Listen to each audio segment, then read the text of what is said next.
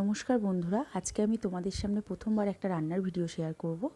White chicken gravy, যার জন্য boneless chicken আমি 1 কেজি আগে থেকে ধুয়ে ভালো করে পরিষ্কার করে লবণ দিয়ে ম্যারিনেট করে রেখেছিলাম 30 মিনিটের মতন। এরপর কড়াইতে একটু সাদা তেল দিয়ে দিলাম। সাদা তেলটা একটু গরম হয়ে গেলে ওর ভিতরে দিয়ে দেবো 1 চামচের মতন ঘি। দুটোকে একটু গরম করে এর মধ্যে আমি দিয়ে দেব কয়েকটা গোটা গরম মশলা, এলাচ, দারচিনি আর লবঙ্গ। এই কয়েকটা মশলা আমি দিয়ে দেব।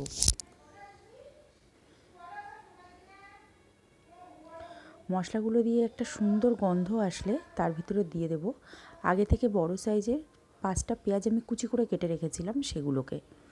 এবার এটাকে একটু নাড়াচাড়া করে নেব হালকা তেলের উপর।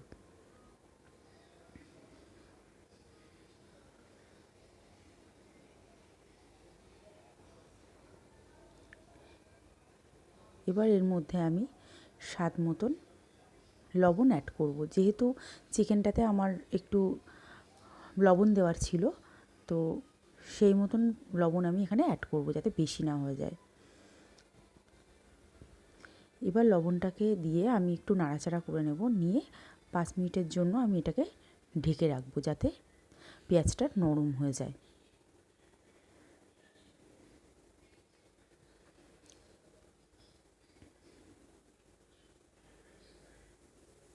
এবার আমি একটা মশলা বানিয়ে নেব, জিরে, আদা, গোলমরিচ, রসুন। এই মশলাগুলোর একটা সুন্দর পেস্ট বানিয়ে নেব আমি। এরপর কড়াইতে পেঁয়াজটা দেখলাম মোটামুটি পেঁয়াজটা আমার লাল হয়ে গেছে এবং অনেকটাই নরম হয়ে গেছে। এটাকে একটু নাড়াচাড়া করে নেব। নাড়াচাড়া করে নেওয়ার পর যে মশলাটা আমি করে রেখেছি সেই মশলাটা দিয়ে একটু ভালো মতন কষিয়ে নেব।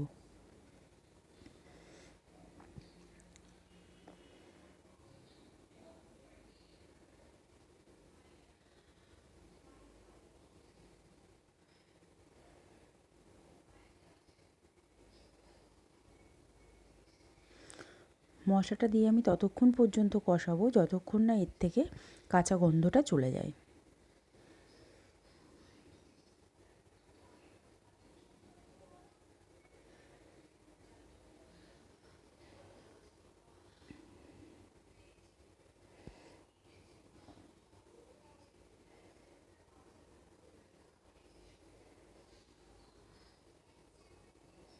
এই মশলাটা কষাতে কষাতে আমি আরেকটি মশলা করে নেব, সেটা হলো পোস্ত। ওই 1.5 চামচের মতন তিল আর একটু কাজু, এগুলোর একটা পেস্ট করে নেব আমি।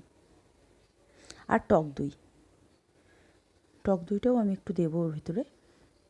তো এটা একটা পেস্ট করে নেব।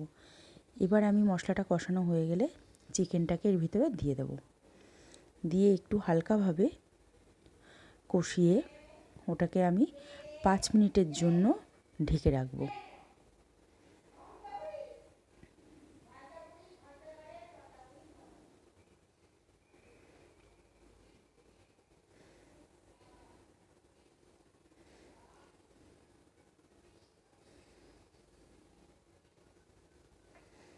পাঁচ মিনিট পর দেখলাম মশলা থেকে এরকম জল ছেড়ে গেছে, তো এটাকে নাড়াচাড়া করে আমি আরও একবার ঢেকে দেব।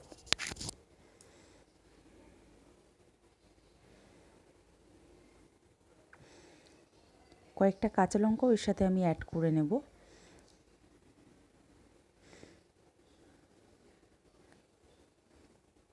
পাঁচ মিনিট পর দেখলাম এর থেকে আরও জল ছেড়েছে, তো ওটাকে আবারও একবার আমি কষিয়ে নেব।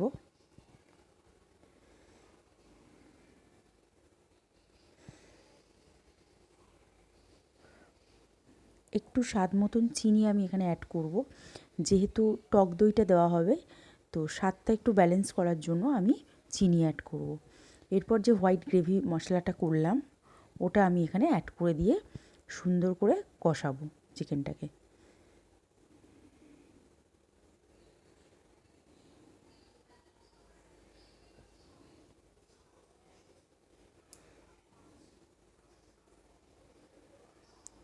ফ্লেমটাকে একটু হাই করে দেব। দেখো বন্ধুরা, চিকেনটাকে আমি কষাচ্ছি সুন্দর করে। আমার চিকেনের মধ্যে একটু লবণটা যেন মনে হচ্ছিলো হয়তো বেশি হয়েছে, যেহেতু এটা পরোটার সাথে হবে, তো তার জন্য আমি একটুখানি টমেটো ওতে কেটে দিয়েছিলাম। শুনেছি টমেটোটা একটু কেটে দিলে লবণটা কম হয়ে যায়। তো এই যে, তো দেখো বন্ধুরা, বসে পড়েছি। এটা একটা রাতের ডিনারের মেনু ছিল। তো এটাই হচ্ছে আমার চিকেনটার ফাইনাল লুক। তো তার সাথে আছে গরম গরম পরোটা। দেখো কেমন